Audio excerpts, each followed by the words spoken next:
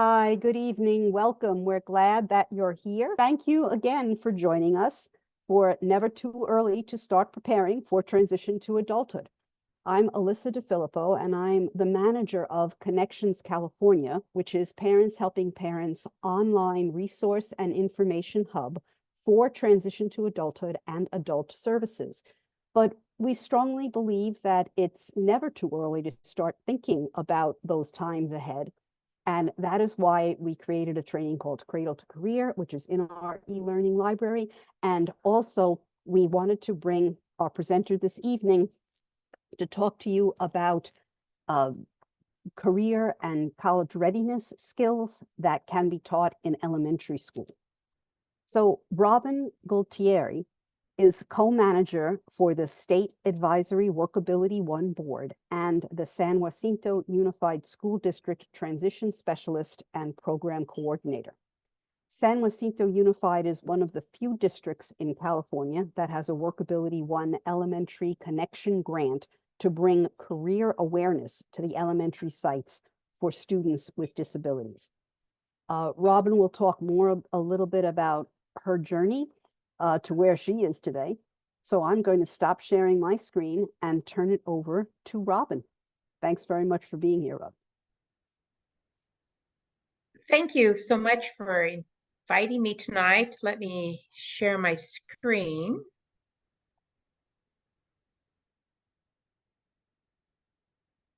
There. Hopefully you can see it. Okay, and this is never too early to start preparing for transition to adulthood. And this is something that is very near and dear to my heart. I'm a mother of a daughter with disabilities, and I was constantly scoffed at when I would bring up questions about what was going to happen after high school. I was always told that that would be dealt with at a later date. That later date was just too late for her to get some of the supports in high school that would have really helped her post-secondary. She spent the first couple of years at a community college floundering as a result. And we need to define a few terms as it relates to this presentation. Because when we speak of transition, and I do just say transition, I am referring to the transition to adulthood, which would be after they either age out at 22 or graduate with a diploma. And it's really easy to confuse it with transition to other various settings within the district. And while those transitions are very important and need to be addressed in a different presentation, that's not the intent of today. We also need to define early. Since the current mandate states transition services need to be in place on the youth's 16th birthday, early transition for the purposes of this presentation relates to anything earlier than 16, but I will speak specifically to elementary also. Because elementary parents, you're going to be middle school and high school parents before you know it. So all of this information is applicable. In addition, I tend to kind of interchange youth, child, student. So please bear with me with that. I think it's more personal to talk student or child, but for continuity, oftentimes we're asked to use youth. And so just to kind of go through what we're doing, we'll start with a brief history of transition services. We'll talk about, gotta move this so I can see, parent and youth involvement in the IEP process, which is another huge passion of mine. The importance of self-advocacy, the biggest gift you can give your child. How to promote career awareness, and then I've listed resources that are available. I've linked them to the resources that I've developed so far in my elementary grant. So a little bit about me. I'm a former biomedical engineer. I'm an educator. I've been in education for about 27 years. I've been 20 years with the district with San Jacinto Unified. I've been married for almost 43 years. And I'm the mother of a daughter with disabilities. So I have walked the walk, and my daughter is now 35 years old. So it has been a journey. Oh, and there's my husband with my daughter when she was about 2.5 months old. She was born a month premature and weighed a whole walloping 4.5 pounds. And then the middle picture, she was the Easter Seals poster child in San Diego County for a couple of years. And then when my daughter graduated from our local community college with her degree in behavioral social science. So there is light at the end of the tunnel, and it is not a train, I promise. So for this brief history of transition services, I feel it's really important that we understand how transition services have come about and how relatively young they are when we look at the entire history of education in the United States. I was surprised and understand why some of our teachers feel completely ill-equipped to help with that transition journey. I really was. I was shocked that I remember when Kimberly was in kindergarten, was just when they were integrating our students with disabilities into the schools, the neighborhood schools. And they were all up in arms about how to do this. And I couldn't understand why it was so difficult. Later on, when I got my actual credential, I found out why. It was new and they didn't know. They really honestly didn't know. So we'll talk about the history of transition services. We'll review the mandate, and then that'll show you how we determined the justification and the rationale for starting early transition services. I am not going to go through all of these slides because, there's just too much. But if you wake up at 2:30 in the middle of the night, like I do oftentimes, and need to read something to get you back to sleep, the transition history will do it. I will hit on a few of the highlights, one of them being that we've only had transition services since the mid-'80s. And while all of you might think, well, that's like almost 45 years, that's a long time, it really isn't in the scope of education. And even though it started in the mid-'80s, it really didn't get up and running till maybe the late 1990s, early 2000s. And if any of you are familiar with WorkAbility 1, which is our high school program to help students with disabilities learn about career opportunities and develop some career plans, that happened about this same time. So we're just about 40, 42, 43 years old. They did a longitudinal study in '89 that it ran from '87 to '93. And then they did a couple post school interviews to see how kids were doing. Oh, see, now I use kids too, so I'm sorry. It wasn't until '91 that they actually established the change in transition. And then in '96, they started the school to work. They passed IDEA in 1990, and in that it said transition services would start at age 14 plus, but the idea about them working was somewhat ambiguous in it. By 1999, they included the Ticket to Work and Work Incentives Improvement Act, which then gave a little more credence to how we would help students with disabilities actually go to work. Then, and I've tried to link all of these so you can find where I got this information. Then IDEA 2004 established one starting age for transition services. And transition services now are to be in effect when youth turns 16, but the IEP team can enact transition services earlier if they deem it appropriate. And we'll talk a little bit more about that because you have to remember who's on that team. Also, it's important to remember that transition is a results-oriented process. And this is, again, transition to adulthood. and it's to facilitate the child's movement from school to post-secondary activities. And actually, if you really think about it, that's what school is all about anyway. We're not educating children so they can just stay at home after they graduate high school. We're educating all of our students so they can go out and become productive members of society. So transition just provides a few more services for our students with disabilities, which probably should apply to all kids. The unique thing about transition services, I feel, is we really build on the child's strengths, preferences, and interests.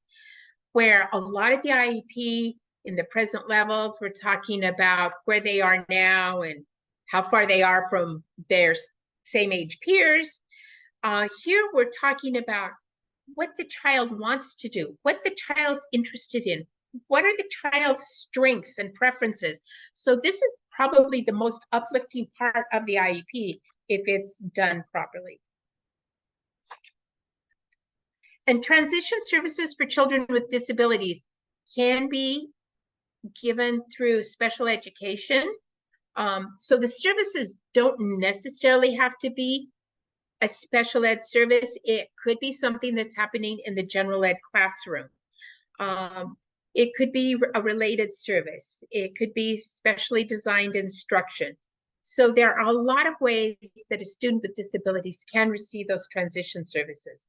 If they're in a career pathway in high school that aligns with their interests, that's a career tech ed class, that's just all day, or all class every day transition services.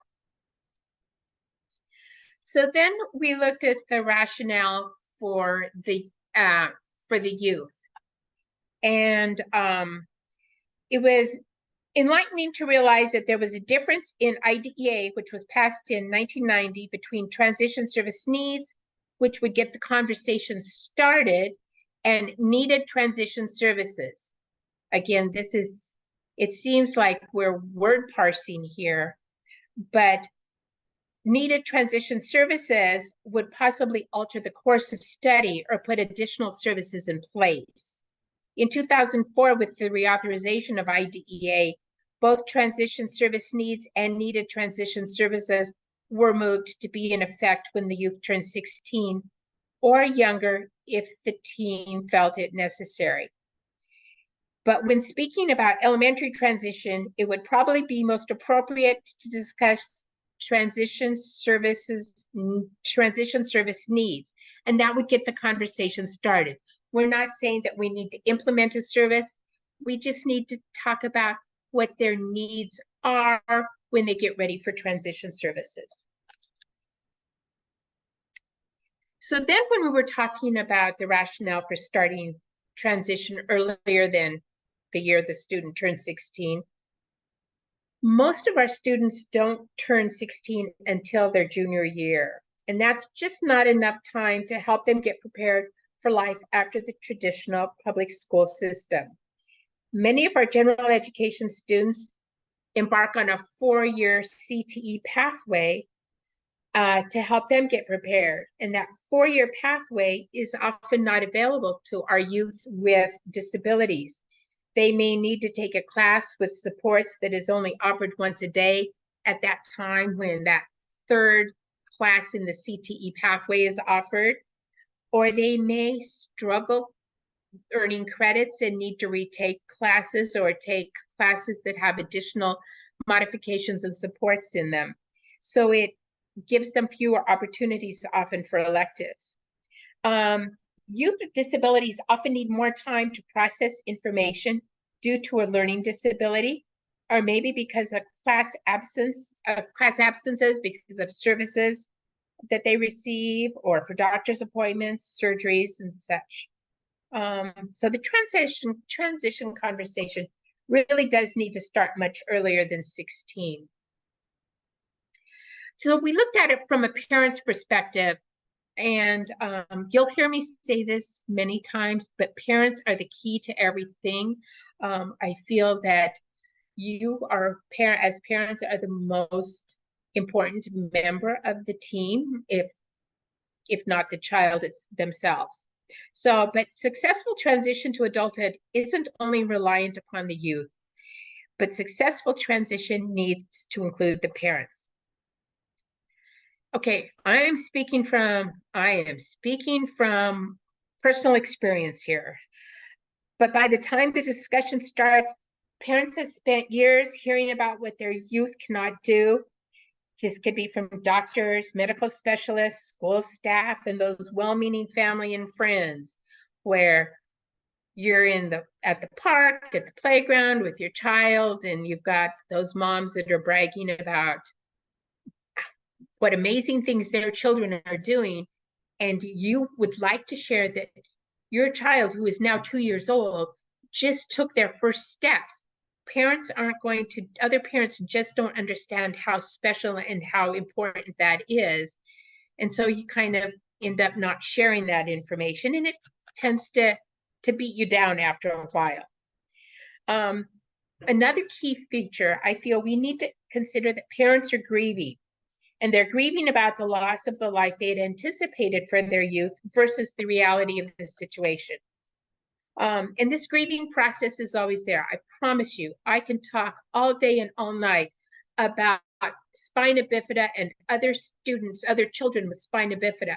But when I get to talking about some of the things specific to my daughter, even though she's 35, still kind of brings me to tears. This is not to say that parents aren't proud of the accomplishments that our kids are achieving, but we still grieve over some of the struggles and the setbacks. So transition brings that to the surface. Parents may lose hope by the time youth reach transition age. We constantly see the challenges with just getting parents to the IEP in high school. Oftentimes they'll say, just hold the meeting without me. My student is 18 now, so they can they've got their ed rights. I don't need to come. But we still need the parents, and the students need their parents. We have to remember that parents are often raw nerves and can be skeptical about somebody talking about an exciting future. But if we start transition early, hopefully parents can see there's an exciting future ahead for their youth. When your kids are little, you just only dream about the things they can achieve. As you go through the years in school, those dreams kind of get beat down a little bit. And this mom in this picture looks so bright and happy. I wanted to really find a picture of a really frazzled mom, because I feel that would be a better depiction of how we feel by high school. But I think that if we start transition earlier, it continues to foster the hope. Parents see that the school district is also thinking about a future for their children, and we can help children see what the future for them would be. So there are some benefits to early transition. First of all, the youth have more time to develop those needed skills and to move to the next stage of life. The team has more time to determine what those needs are. Hopefully, parents can maintain hopes and dreams for their youth. The school staff as a whole can develop a different mindset regarding post-secondary options. Youth, families, and LEAs have more time to develop a forward-thinking relationship with respect to post-secondary outcomes. And it is key to developing a positive relationship with our post-secondary partners. Refining training and employment options for youth is a key. Helping parents and staff understand concepts such as employment first, competitive integrated employment, and customized employment, as well as other transition-related opportunities, can be more successful when given more time. In addition, it is often necessary for families and students to have time to process concepts regarding outside agencies. When the transition team only meets once or twice, there isn't time to help parents understand the benefits of bringing in yet another agency. Self-advocacy is a vital piece to successful transition. We have too many youth at the high school level that don't even realize they have a disability. It'll be very difficult for them to successfully navigate the next steps if they don't understand their needs and reasonable accommodations. And that's what self-advocacy is all about. It's important to let parents become comfortable with the idea that youth need to know about their disabilities. That's really difficult, and I'll speak about that in just a minute. And if all else fails in convincing the powers to be that there's a need for early transition, if you speak to your administrators in your school district and explain that this will help move the youth closer to college and career readiness goals, you'll get their attention.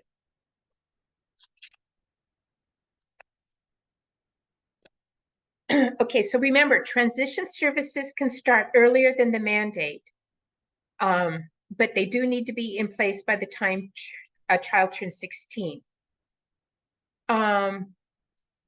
But we don't really need to start services early, but we do need to start the conversation. And remember, parents are a part of the team and can help make that decision. Students, if they're present, are also a part of the team. Yes, the parents still hold the educational rights, but if those students are there, it really makes a difference. And after all, the IEP is about the student. It doesn't hurt to start the conversation early. Like the first IEP, and have the conversation documented. This might help when looking to outside agencies for supports if you can show that the student has had a long passion for something. It can also help in determining what types of additional supports the student might need as they get older if that passion changes every year. And at the very least, this is a great way to document your child's life, and think of it as kind of a new type of baby book. I cannot tell you how many times I still have Kimberly's old IEPs.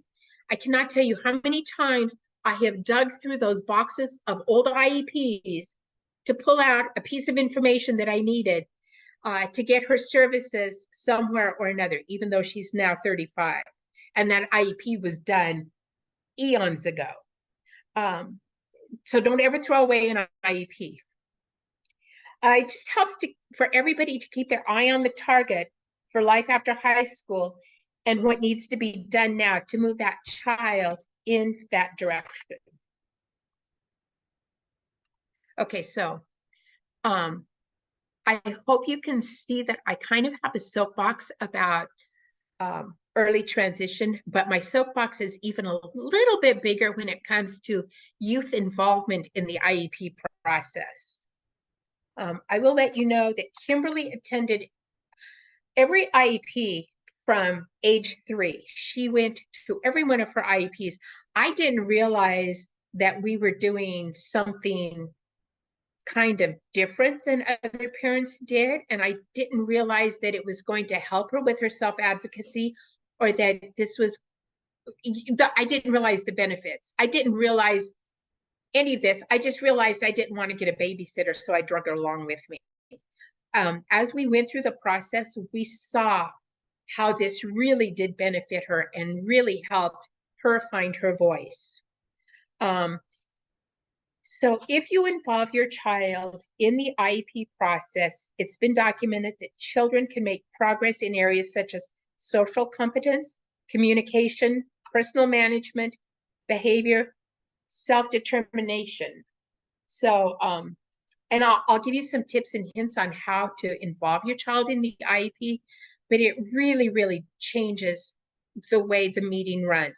Also, it changes the way the adults all speak to each other when the child is there.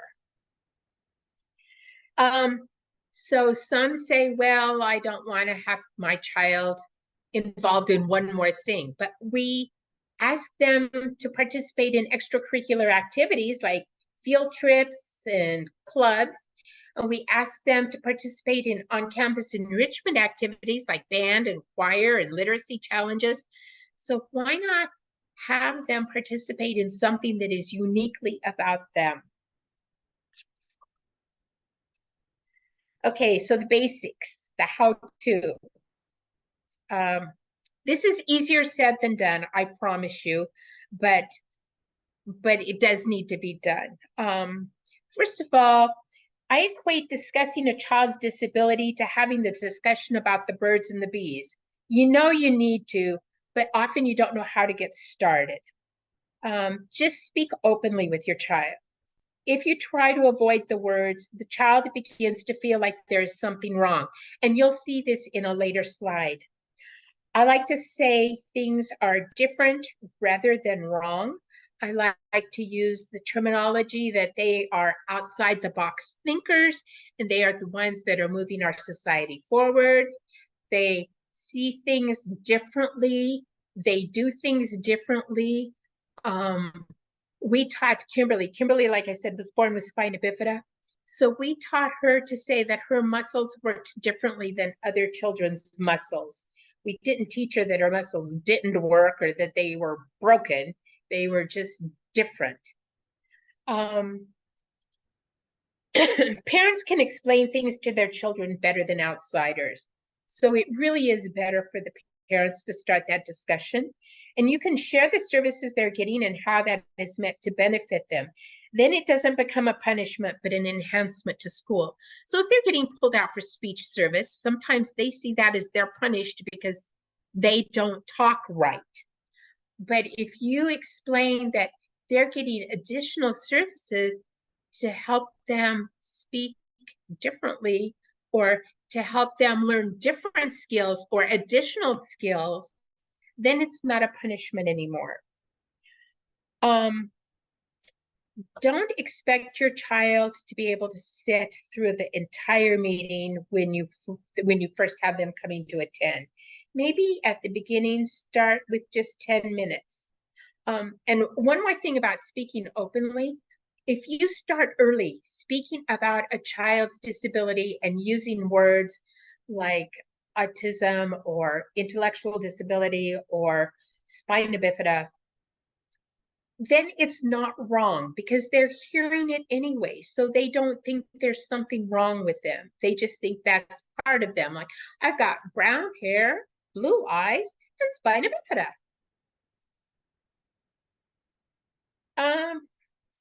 Encourage your child to actively participate in the meeting. So you might choose something that you think they can handle and let them prepare something. I have a little guide that I have the students use where I have them give me like 3 things they're interested in, 2 strengths, and something they prefer to do. And then as they get a little older, sometimes I'll ask them, and tell me one thing you have a challenge with, so that they can start thinking about how they need some of those accommodations or how those accommodations could help them.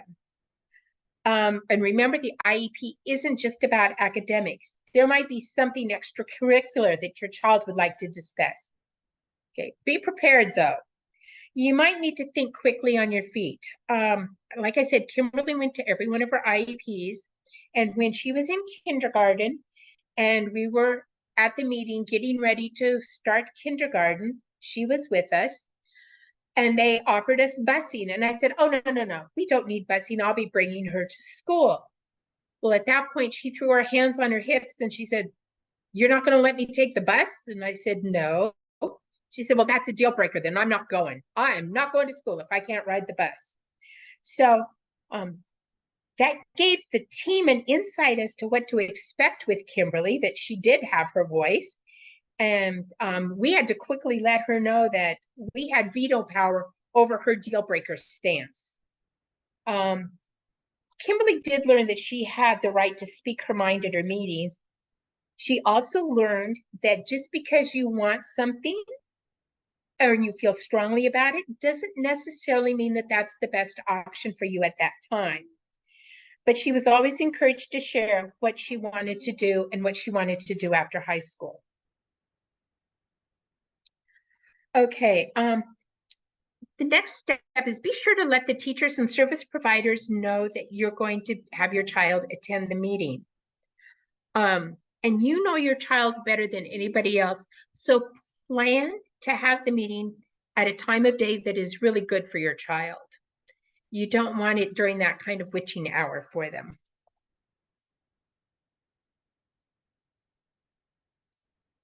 Okay, as we learned early, speaking with your child about the IEP meetings, start the discussions about life dreams. And that's transition planning. It's great to have your child develop goals and discuss what types of modifications and accommodations might work best. This is probably something that develops over time as the child becomes more comfortable with the IEP process. But it's a great skill for older elementary age students to start developing. The tone of the meeting often changes, like I said, when the child is present. It helps everyone remember why we are all in the meeting. And I'm sure this never happens to anybody. But if you disagree with something that is being discussed, it's great for children to see how adults work things out in a respectful manner. And this gives them another self-advocacy skill. So I came up with this, what I like to present to our families when they're interested in having their children participate in IEP meetings. So again, there's my 3 strengths and early elementary, 3 interests, 2 strengths, and 1 challenge. And they could do it by reading a letter, using a communication device, drawing pictures, using clip art. Even if your child is severely disabled, you're able to communicate usually with your child, and you can get some of that information from them and present that on their behalf at the meeting. For elementary, then I also start including dreams for the future. They might want to start doing a little digital presentation for the IEP team. In middle school, I like to have them reflect on the progress that they have made in the last year. This helps them really realize the strides they've made. Again, they might want to share some of their work samples. I'm going to go on to freshmen, to high school and after high school, because like I said, this will be there before you know it, parents. Freshman and sophomore, let them start helping to develop a few goals. Excuse me just a minute. I've got a dog throwing a fit. Kimberly, could you please let Chester out? I'm so sorry, guys. Again, they can work closely with their case manager. And then junior and senior year, I really like to have them leading the meeting. Still, the case manager facilitates it to keep it on track. But if they have a script and an agenda for the meeting, they can pretty well lead their meeting, and you know they are ready now for that next step after high school.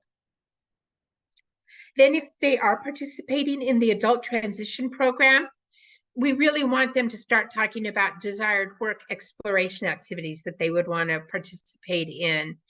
And again, at this point, we would like to see them really working to lead their meeting. When I was in the classroom and I had my students leading their own IEPs, these were seniors, and I did a before and after survey with them. So we had about half of them said that they actively participated in their IEP before they led their IEP. And of course, afterwards, all of them were saying they led their IEP. About 60% said they provided some sort of input for their IEP, and almost 100% provided input when they were doing student-led IEPs. Before the IEP, less than 40% even understood what their IEP was all about or understood their disability. Almost 90% understood their disability much better after leading their IEP. A lot of them, they said 80% understood their accommodations, but 90% had a better understanding once they did the student-led IEP. And as far as being able to explain needs to their teachers, it was about 35% who felt they could explain what they needed to their teachers before they led their IEPs, whereas about 95% or 90% felt that they could explain their needs to their teachers with confidence after they led their IEP. So it really does benefit the student.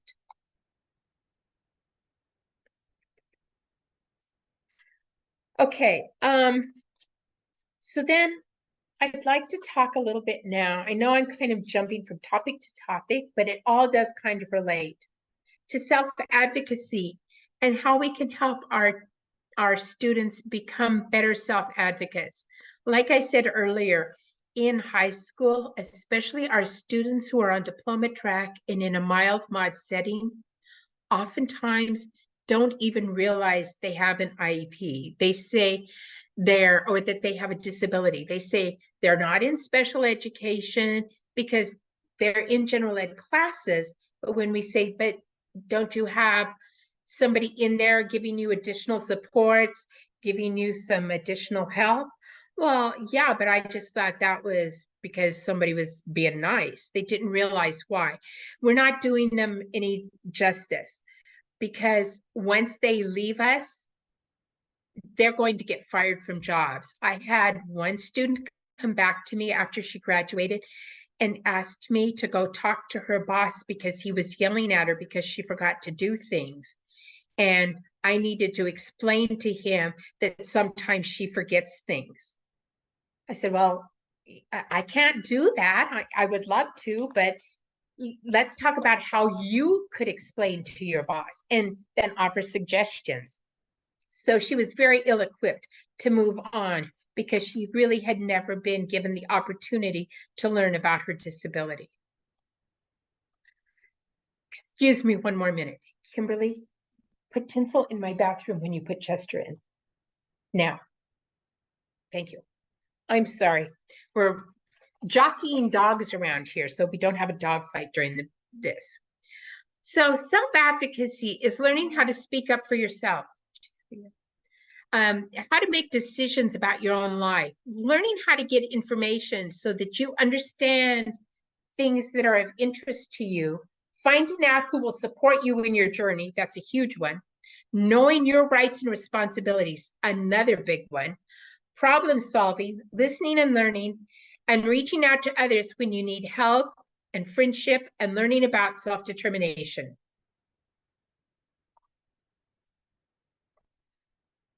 So how does this benefit our youth? It builds confidence in what they can do, and it helps them learn how to be assertive rather than aggressive. When they learn how to use their voice and speak up for what they need, as opposed to demanding, they're going to get a lot further in life. Go to the bathroom and just call her. So go with Kimberly. Help them understand that asking for help is a sign of maturity. Oftentimes they think it's a sign of weakness, but helping them understand that when you need help and understand you need help and ask for help, that's maturity. Also, help them understand the difference between needing help and just not wanting to do something. And this prevents learned helplessness. Help them learn how to articulate what they need with respect to their disabilities. This is the hardest job for a parent. And again, I'm speaking from personal experience because we want to make everything, our children oftentimes have so many struggles and we want to help them. But if we help them develop that self-advocacy, we're giving them a skill for life. So give them tasks. Know when to step in, but offer suggestions rather than solve the issue. Be open to task completion rather than task perfection. You have to kind of define success there for yourself. And oftentimes struggles lead to a higher level of satisfaction and it builds resilience. And help youth learn how to explain their disability, what it is identified as, age-appropriate language, help create a general statement about the disability. Either they can explain their disability to somebody or help them create a little card they can give somebody about their disability. And if you do this from an early age, it isn't seen as a negative. Like I said, brown hair, blue eyes, spina bifida. And you can role play. Think about situations in the classroom, on the playground, or in the community, and role play. And I've listed Job Accommodations Network and Teachers Pay Teachers as two great resources to get some information. Kimberly, go over there and color, please. So now we're going to talk a little bit about the elementary grant. And I put a lot of information in here so that you could take this to your color lovely. Take this to your school and see how they might be able to implement some of these strategies. Parents Drive programs. So I'll share with you how we started ours, and this is something you can share with your schools, maybe help this grow organically. We're actually participating in the WorkAbility One State Elementary School Connection Grant. Elk Grove and San Jacinto are the only two districts in the state doing this at this time. And the purpose of the grant is to connect the WorkAbility One program down to our elementary schools. This allows parents to develop, it allows us to develop relationships with parents even earlier. I continue to participate in the Special Education Parent Advisory Committee, but we only reach a limited number of parents that way. We're not providing IEP services at this time. We're providing career awareness activities. Making the distinction between services and activities is important for teacher and administrator buy-in. It is still early transition, regardless of terminology.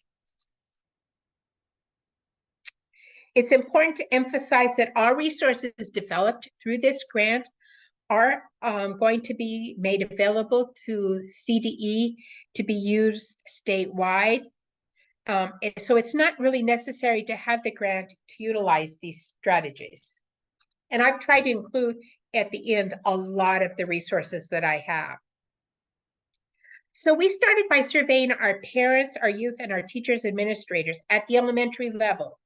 We did survey all teachers, not just case managers. Many of our youth with IEPs are in general education classrooms, so we felt it was important to get an understanding of what the elementary setting in general was. We provided the survey both via Google Forms and paper. Surveys were also provided to parents in English and Spanish. We found that teachers and administrators and youth took advantage of the Google Forms. Parents preferred the paper version. So the results for our parents. Now remember, these are elementary teachers and administrators.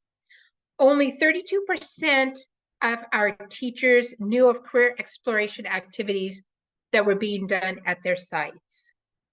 Only 14% knew youth were exited from special education upon graduating or aging out. And in fact, one counselor told me that she shared with parents, oh, it's a great thing that your student has an IEP because this goes with them to college. It doesn't. There is no special education after high school or aging out.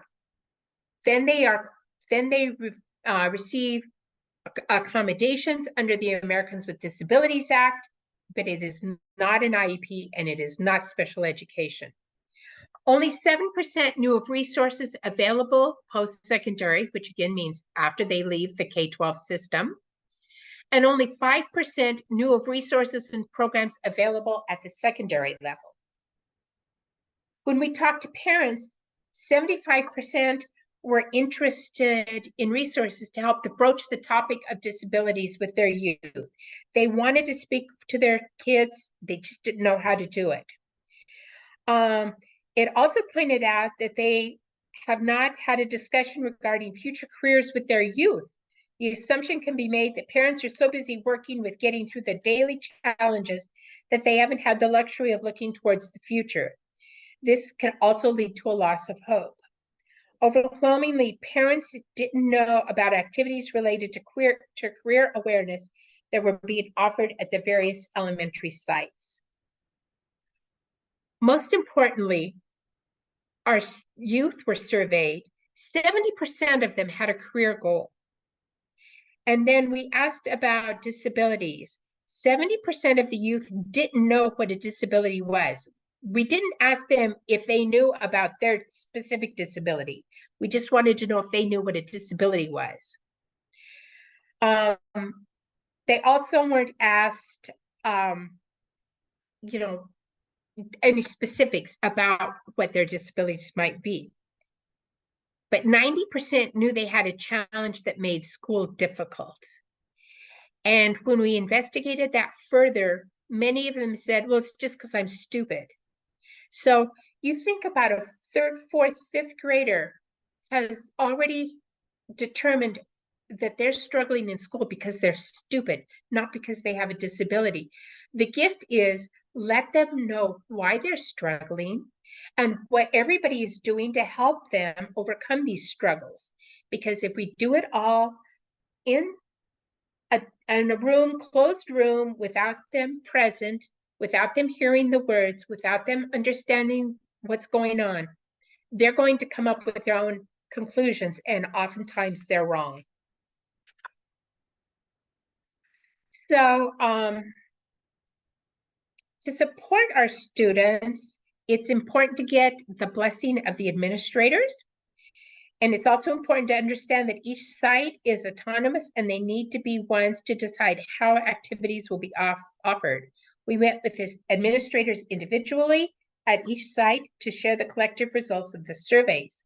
We asked how they wanted us to proceed, and we strategically selected the first site based upon prior positive relationships with the administrator.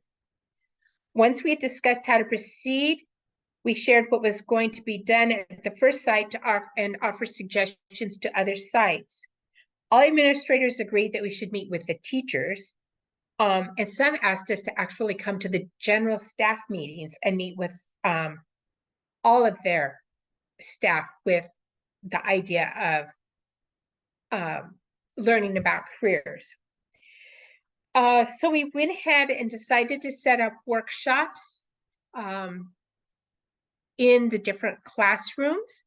And then we also met with service providers such as OT speech and PT to see if they could utilize some of our resources to incorporate career awareness activities as part of their services.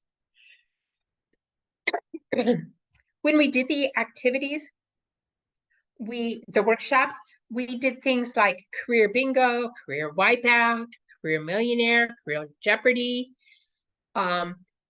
We were hoping we could keep the students' attention because we're working grades 1 through 5. We were hoping we could keep their attention for maybe 15, 20 minutes. They easily were going for an hour and were sad when we left. So that was really exciting. But I think, just somebody new and different coming in, doing something new and different was exciting to them.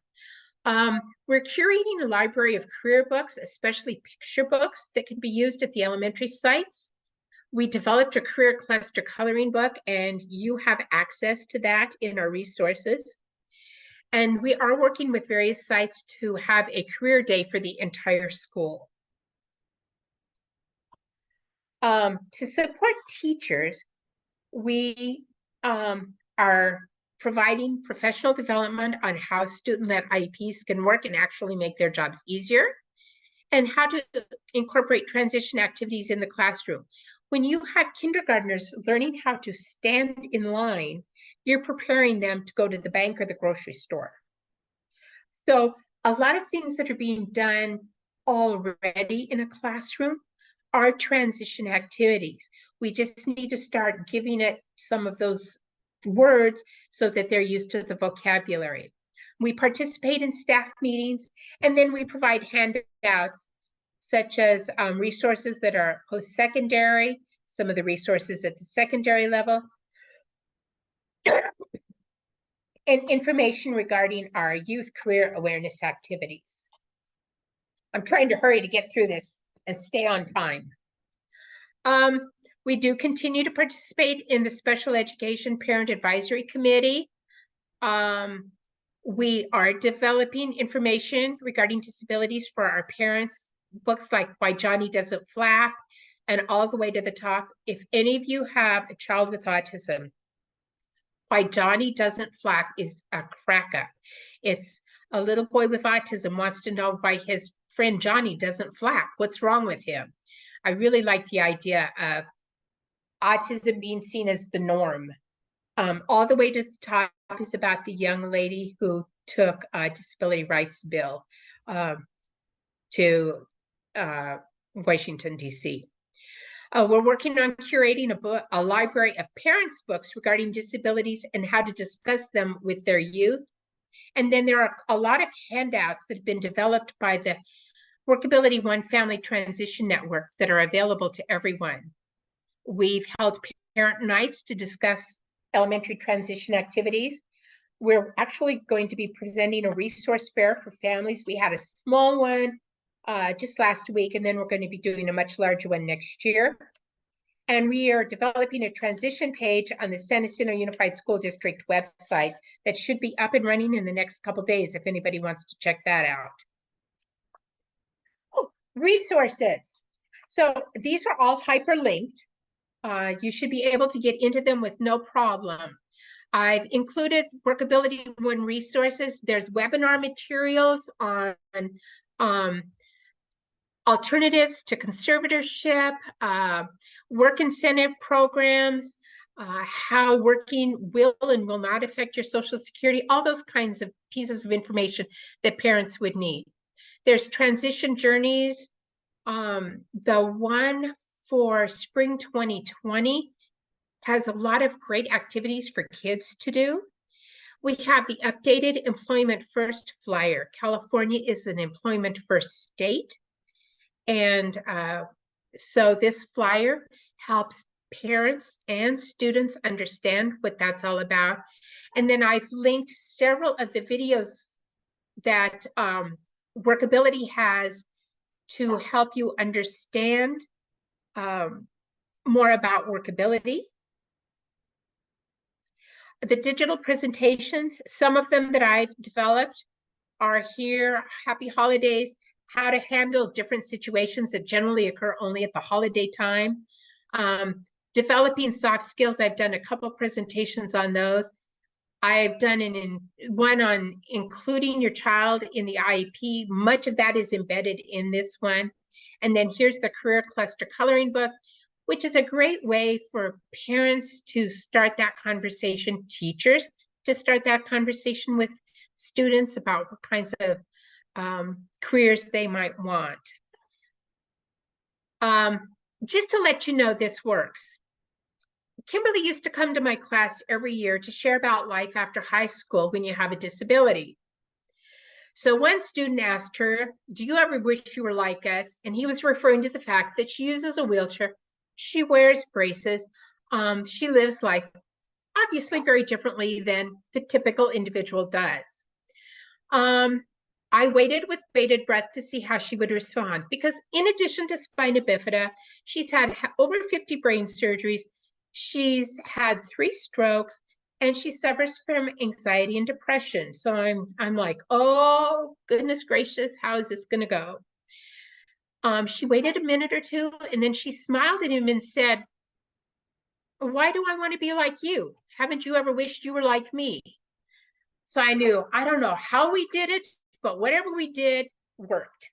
And I feel that she does have her own voice. She is able to advocate for what she needs, and she does have goals in life, and she's pursuing them. So, does anybody have any questions? And thank you so much for listening to me for the last hour. Well, what a wealth of information. Thank you so much, Robynn. So thanks again. Appreciate your time. We'll see you next time.